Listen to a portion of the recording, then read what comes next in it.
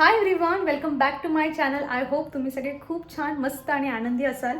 मी actually सकाळपासून विचार करत होती की चला व्हिडिओला सुरुवात करूया, पण गोष्ट झाली अशी की मी तुम्हाला मागच्या दोन व्हिडिओपासून सांगते की घरामध्ये बाल्कनीचं काम चालू आहे. तर बऱ्यापैकी ते झालं आहे. म्हणजे कालच्या दिवशी पण 9:30 वाजेपर्यंत काम चालू होतं आणि मी आज ना सकाळपासून विचार करत होते की आपण छान व्हिडिओला सकाळपासून सुरुवात करूया. पण ते लोकांना कालच सांगून गेले होते की थोडं कलरिंगचं काम आहे, तर ते आम्ही उद्याच्या दिवशी येऊन करून जाऊ आणि मग ग्रिल वगैरे लावायची. पण त्यासाठी ते सिमेंटचं काम थोडं पॅक झालं पाहिजे, तो मग 1-2 दिवसाचा गॅप घेणार होते. सो आय थॉट की ते येतील पण सकाळची दुपारची सायंकाळ झाली, पण ते लोक काही यायचं नाव घेतच नव्हते. आणि असं जेव्हा आपल्याला काही माहीत असतं की असे काही लोक येणार आहे आणि आपण कितीही क्लिनिंग केली त्यानंतर आपलं घर सेम त्याच सिच्युएशनमध्ये होऊन जाणार आहे, मग आपण ते क्लीन करण्याचं मनावर घेत नाही. मी वरवर असा झाडू मारला होता, फक्त खाऊन पिऊन भांडेसुद्धा मी इथे पडू दिले की जाऊ दे रात्रीच आवरूयात म्हटलं. पण शेवटी सायंकाळ झाली आणि ते लोक काही आलेच नाही. तेव्हा मी डिसिजन घेतला आणि मस्त अशी मी ड्रायफ्रूटचे लाडू बनवून घेतलेले आहेत. तुमच्यासोबत रेसिपी मी शेअर करेल अगदी क्विकली माझं बोलून झाल्यावर. तर ते लाडू बनवले आणि हा किचनमध्ये हा असा काहीसा पसारा झालेला आहे. आणि म्हटलं आता मी तो म्हणजे कुकिंगचं जे होतं ना तेवढा पार्ट शूट केला होता. म्हटलं चला मग आता व्हिडिओला सुरुवात करूया. आणि किती दिवस झाले तुमच्यासोबत माझी नाईट टाईम रुटीन मी शेअर केलेली नाही आहे, तर ती पण शेअर करेल. मी इथे जरा आवाज येतो तिकडे जाऊन बोलते. लहान मुलांचा खेळायचा खूप जास्त आवाज येत असतो. आणि आता हे गेलेत पियाला घ्यायला, ती ट्युशनला गेली होती. आणि अजून एक गोष्ट जी आहे, माहीत नाही काय होईल काय नाही होईल. मी ॲक्च्युली काही दिवसापासून एक्सायटेड होती एका कामासाठी, म्हणजे सासरी जायचं होतं आणि मला होतं असं मनापासून की चला जाऊयात आपण. पण गोष्ट काय होते, तुमच्यासोबत जसं मी बऱ्याच वेळा शेअर करते की आम्हाला गावाकडे जायचं म्हटलं ना, मग ते सासरी जा किंवा माहेरी जा, आम्हाला एक दिवस आमच्या स्वतःच्या गाडीने जायचं म्हटलं ना तर पूर्ण दिवसभर प्रवास करावा लागतो. म्हणजे 3 दिवसाच्या सुट्टीचा प्लॅन केला ना तर तिथे जाऊन आम्हाला एकच दिवस फक्त राहायचं. मला तर वाटत होतं की चला आपण जाऊयात म्हणून आणि मस्त 3 दिवस का असे ना ट्रॅव्हलिंग वगैरे करूया, कारण मला तर काही प्रॉब्लेम नसतो, मी असं को पॅसेंजर म्हणून साईडला बसलेली असते. पण यांचं होतं कारण की कंटिन्यू गाडी जी आहे ती 8-10 तास 8-10 नाही 10 ते 12 तास चालवावी लागते. सो मग यांचं असं होतं की जाऊयात. पण असं झालं की एकच दिवस राहून तिकडे काय एवढा उपयोग पण होत नाही. मग असं चाललं होतं नंतर की आपण ट्रॅव्हलने जाऊयात, म्हणजे आपला रात्री प्रवास होऊन जाईल आणि तिकडे आपण ॲटलिस्ट 2 दिवस तरी जे आहे ना आपण तिथे राहू शकतो. पण नंतर अजून एक गोष्ट समोर आली की पियाला एके दिवशी मागे काही कारणास्तव स्कूलला सुट्टी होती मध्येच. मग त्यांनी ती सुट्टी कॅन्सल, जी सुट्टी घेतली होती ना त्याच्या बदल्यात त्यांनी आता सॅटर्डेला जी आहे ती स्कूल पियाची होणार आहे. मग आता गोष्ट अशी झाली की पिया म्हणते की मी माझी स्कूल बंक करणार नाही, तुम्हाला जायचं तुम्ही जा, असं ती डायरेक्ट सरळ तोंडावर बोलून मोकळे होते. तिला विचारलं की तू कसं काय राहशील पिया, तिच्याकडे काही आन्सर नाही, पण ती म्हणते नाही मम्मा मला स्कूल बंक नाही करायची आहे. कारण ज्या दिवशी सुट्टी होती ना त्या दिवशी जे पण काही तिचे पिरियड आहेत ना, डान्स आहे, आर्ट, क्राफ्ट, म्युझिक, ते सगळं आहे त्या दिवशी. आणि तिला असं वाटतं की एवढे सगळे पिरियड माझे मिस होऊन जातील, त्यामुळे ती काही म्हणत नाहीये. मग यांचं असं म्हणणं आहे की बघतो मी, आज जमलं तर आज निघतो, नाही तर मग उद्या निघेल. ॲक्च्युली आज निघलं पाहिजे यांनी, पण मीटिंग ना यांची 9:30 ते 10:30 असं काहीतरी टायमिंगमध्ये आहे. आणि इथून ट्रॅव्हलने जायचं म्हणलं तर तिकडचे लोक तुम्ही रिलेट करू शकतात की थोडं लवकर जाऊन जे आहे ते स्टॉपवर थांबावं लागतं किंवा ते ट्रॅव्हलच्या टाईममध्ये आपण गेलं पाहिजे. सो हे सगळं सिच्युएशन आहे. काही होऊ शकतं, जमलं तर आम्ही तिघंही जाऊ शकतो, जमलं तर आज हे निघू शकतात, नाही तर जमलं तर मग हे उद्याही निघू शकतात. एवढे सगळे ऑप्शन्स आहेत. पण चला आता मी यांना सांगितलंय की काही भाजी वगैरे नाही आहे. सो तुम्ही येताना आता पियाला घेऊन येतात एखादी भाजी वगैरे घेऊन या. चला आता पटपट तुमच्यासोबत ड्रायफ्रूटच्या लाडूची रेसिपी शेअर करते. मी जेव्हापासून हे लाडू बनवायला लागली ना तर आत्तापर्यंत मी एकही वेळा मोजून ही सामग्री घेतलेली नाही आहे. म्हणजे किती काजू, किती बदाम किंवा मग खजूर किती घेतली पाहिजे, मी सगळं अंदाजाने घेत असते. खजूर थोडी कमी जास्त पण झाली ना तरी पण ती म्हणजे जर जास्त झाली ना तर लाडू बांधायला पटपट होऊन जातात आणि कमी झाली तर गोड कमी होतो किंवा मग लाडू बांधायला थोडासा त्रास होतो, बस एवढंच फक्त. तुम्ही पाहिलं असेल मी काही ड्रायफ्रूट्स घेतलेले आहेत जेवढे माझ्याकडे अवेलेबल होते. सीड्स घेतलेले आहेत, आवर्जून सीड घ्या, सीड खूप चांगल्या असतात. त्यामुळे मी ते 2 प्रकारच्या सीड्स घेतल्या आहेत. त्यानंतर टरबूजच्या बिया असतात ना त्या पण घ्यायच्या, त्या पण चांगल्या असतात. आणि तुम्ही पाहिलं असेल मी काडी खजूर निवडून ठेवली होती. हे मी सगळं ना तुपात पण तुम्ही भाजू शकतात, पण काय होतं जर लाडू थोडे काही दिवस जास्त जर उरले ना तर मग तुपाचा त्यामधून वास येतो, म्हणून मी ड्राय रोस्ट करून घेतलं त्याला. आणि ते नंतर सगळं जे काजू बदाम आहे ते बाहेर काढायचं आणि त्या गरम कढईमध्ये फक्त ती खजूर टाकून द्यायची आणि थोडीशी परतून घ्यायची, म्हणजे ते अजून थोडी सॉफ्ट होऊन जाते. आणि मी हे ना थोडं गरम गरमच करणं प्रेफर करते मिक्सरमधून, म्हणजे लाडू एकदम पटापट बनतात. असतात, कारण खजूर जेवढी थोडी गरम असते ना तेवढी ती थोडी अशी मॉइस्ट असते आणि लाडू बनायला पण पटपट जे आहे ते बनवून आपण मोकळे होऊन जातो. सो एवढी सिंपल रेसिपी आहे ही. जे कुठले ड्रायफ्रूट तुम्हाला आवडतात ते घ्यायचे, सीड्स ज्या आहेत अवेलेबल त्या सगळ्या घ्यायच्या आणि मस्त असे ड्रायफ्रूटचे लाडू जे आहे ते बनवून घ्यायचे. रोज एक खाल्ला की तुम्हाला एक एक ड्रायफ्रूट्स करून खायची गरज नाही. एका लाडूमध्ये तुम्हाला सगळे ड्रायफ्रूट्स आणि सीड्स जे आहेत ते खायला मिळतील. आणि बघा यांना जायचं आहे, मी तुम्हाला सांगितलंच काही वेळापूर्वी की मी हे गेले आहेत, पियाला पण ट्युशनमधून पिक करायचं होतं. त्यानंतर म्हटलं भाजीपाला घेऊन या. तर आता ह्या 2-3 भाज्या आणल्या आहे आणि मला टेन्शन हे पडलं आहे, जर हे गेले आणि आम्ही तर असं प्लॅन करतो आहे जर पिया आणि मीच घरी असली ना तर मला तर असं भाजी वगैरे काही बनवायचं नाही. मी असं चिटचाट जे आहे ते फक्त खाणार आहे आणि हे एवढं सगळं भाजीपाला हे घेऊन आलेत. मला आता हे टेन्शन आहे की मी यांना बनवू कधी आणि माझी आरडाओरड चालू आहे की कशाला तुम्ही एवढा उगाच भाजीपाला आणला, आजच्या पुरता आणला असता फक्त.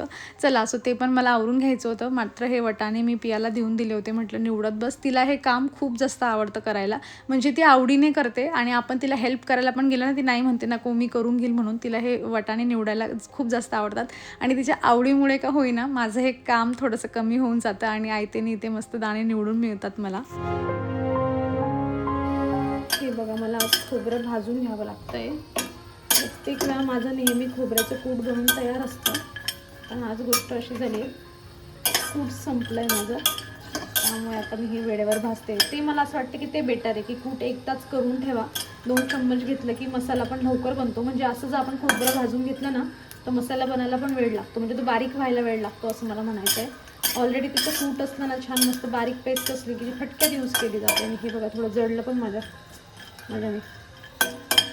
ही प्रोसेस मला आवडत नाही वेळेवर केलेली. आता नेक्स्ट टाईम मी आधी असं खोबरं पहिले भाजून कूट बनवून घेईन. बाकी तुम्ही ट्राय करून बघा, असं वेळेवर करण्यापेक्षा ते कधीही बेटर राहतं की आपण एकचदा जे आहे ते एकदा प्रोसेस करून घ्यायची. 1-2 महिना टेन्शन नाही. आणि तसं भाजून कूट केलेलं खोबरं खराब पण होत नाही. बाहेर ठेवा, फ्रीजमध्ये पण ठेवू शकता, एवढं की जास्त जागा कन्झ्युम करणार नाही. ते ट्राय कराल तुम्ही. माझं हे आता शेवटच्या वेळेस, याच्या पुढे मी असं कधी भाजणार नाही, एकचदा भाजून ठेवणार आहे आणि मस्त पावडर बनवून ठेवणार आहे.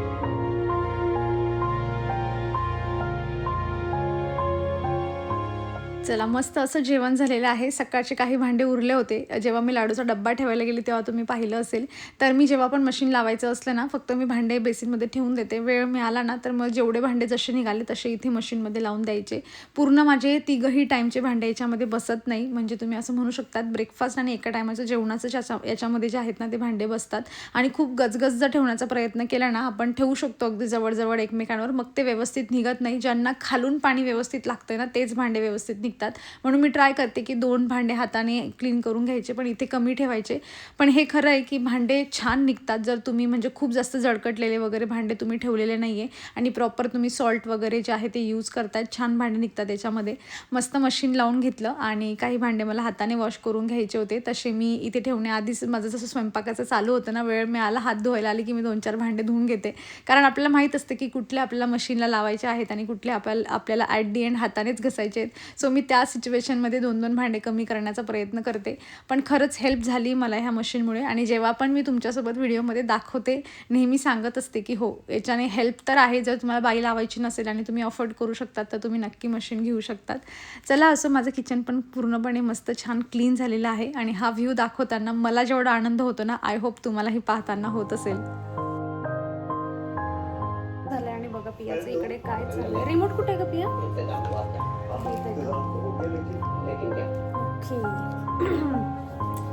ओ माय गॉड पिया, ते हे वाला असं एकदम आर्टिस्ट लोक काढतात ना, दाखव एकदा परत दाखव. तसं वाटतं एकदम छान, खरंच मस्त काढले. हे काय अजूनही मला समजलं नाही काय. हे ऍक्च्युअली फोटो फ्रेम आहे. दाखव. ती तशी थोडी डिझायनिंग बनवली आणि मध्ये कर्सिव्ह हँडरायटिंग मध्ये पी आलेली, पण ती फ्रेम वाटत नाहीये. पण हे जे आहे ना, परत तू दाखव ना जरा जास्त वेळ. माझा कलर सुकेल म्हणून मी जास्त वेळ नाही दाखवत. हे पेनचे का सुकतो का त्याचा कलर? ओके ओके हां ठीक आहे. चला तुम्ही तुमचं काम करा. हे तिला याचं गिफ्ट दिलं होतं, सेकंड चॅलेंज होतं ते ना, ते रडण्याचं. आमचं अजूनही फर्स्ट होतं ते वाटतं. फर्स्ट होतं. हां फर्स्ट चॅलेंज होतं आमचं. 4th चॅलेंजवर अटकलोय आम्ही. आजचा कितवा दिवस आहे 4th चॅलेंजचा? सेकंड दिवस आहे. एकदा तर आली होती रडकुंडीला, पण तिला म्हटलं पिया सेकंड डे सेकंड, मग तिने असं केलं आणि मग मध्ये घेतलं. आणि माझ्या फ्रेंडनी मला एक गिफ्ट दिलंय. तुला काही हे छोट्या बेबींचं चॅनल वाटतं का ग?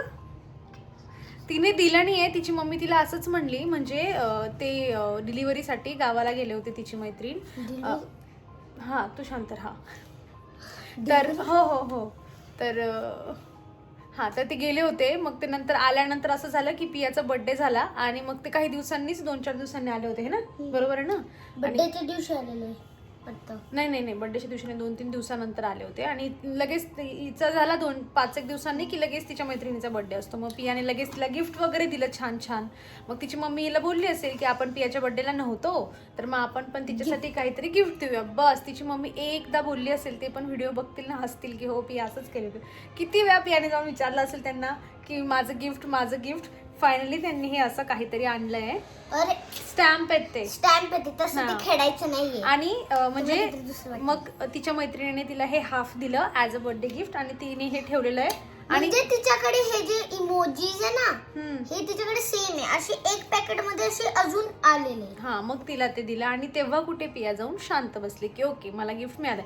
म्हणजे आपल्या तोंडून चुकून काही निघलं की असं काहीतरी घेऊन देणार आहे, काही करणार आहे, मग काम खतम. मग ती मम्मा असो की दुसऱ्याची मम्मा असो, हे ना बोलायचंच नाही सगळ्यात पहिले. तर बोललं तर मग करावं लागतं.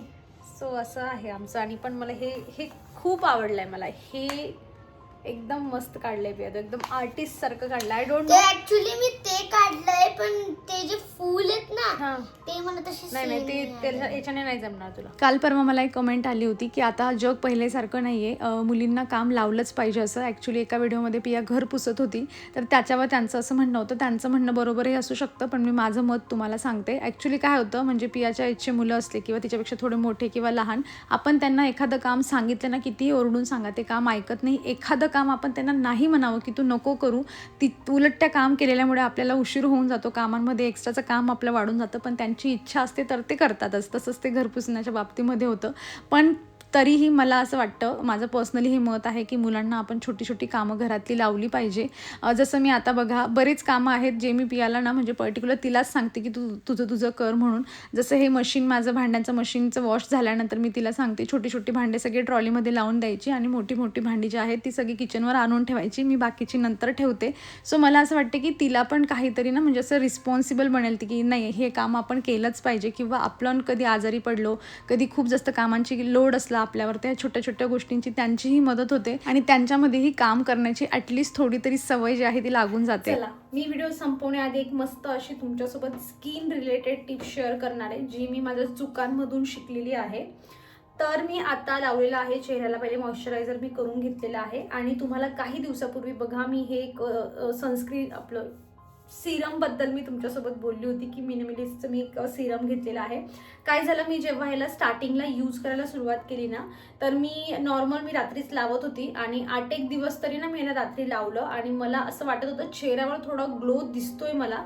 पण ना असे एवढ्या जे आहे ना फेसवर दोघंही साईडला ना मला असं बारीक जे डॉट्स असतात ना, म्हणजे काय सांगू की असं सुईने बारीक छेद केल्यावर केवढा होल होईल ना, त्याला ओपन पोर्स म्हणतात आय थिंक, तसं मला इथे दिसायला लागलं होतं.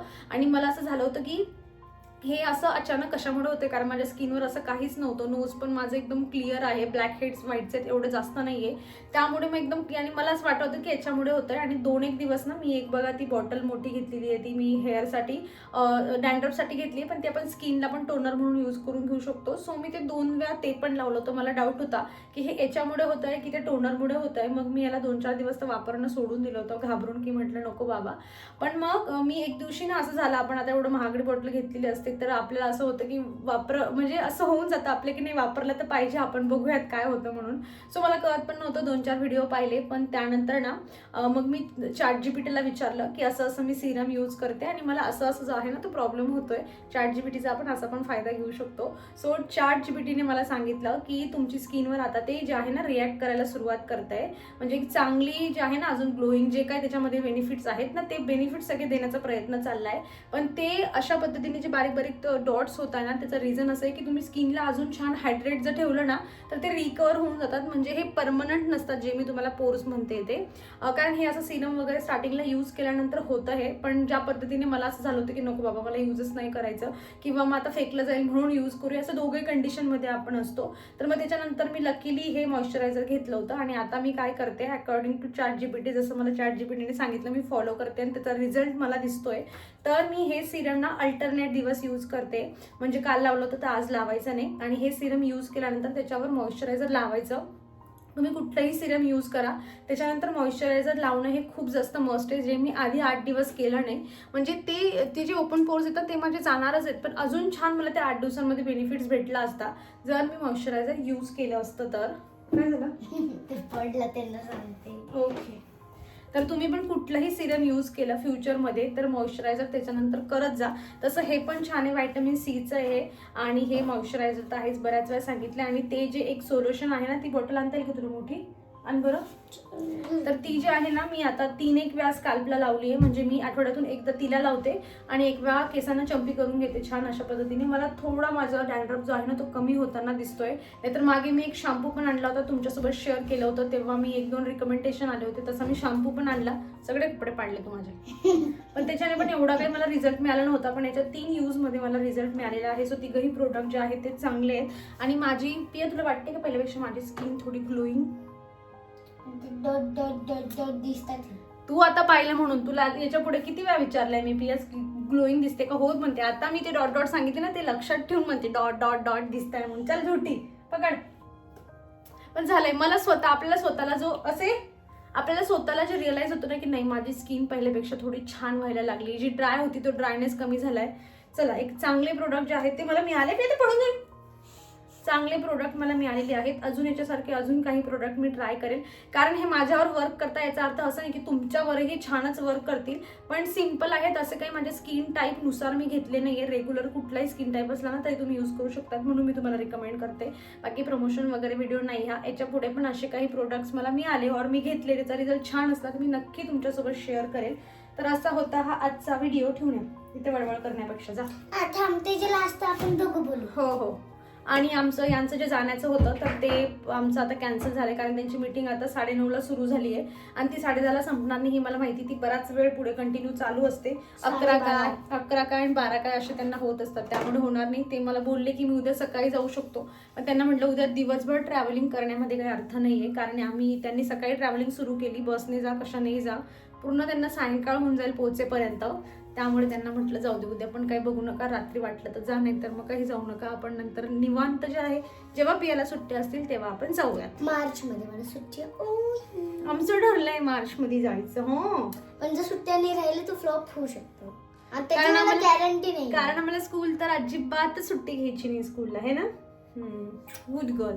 तर चला, मग अशी होती आमची आजची ही रुटीन. आय होप तुम्हाला हा सायंकाळचा छोटासा व्हिडिओ क्विक तुमच्यासोबत शेअर केलेला आहे आवडला असेल. काही गोष्टी तुमच्यासाठी युजफुल राहिलेल्या असतील, तुम्ही व्हिडिओ इथपर्यंत एन्जॉय केलेला असेल. सो असे तुम्हाला night routine, morning routine blog बघायला आवडतील तर कमेंटमधून नक्की सांगा आम्हाला. व्हिडिओ आवडला असेल तर नक्की लाईक करा, चॅनलवर नवी असेल तर सबस्क्राईब करा आणि हाईप सुद्धा करा. चला तर मग, so take care friends and bye bye and good night. Good night. Take care.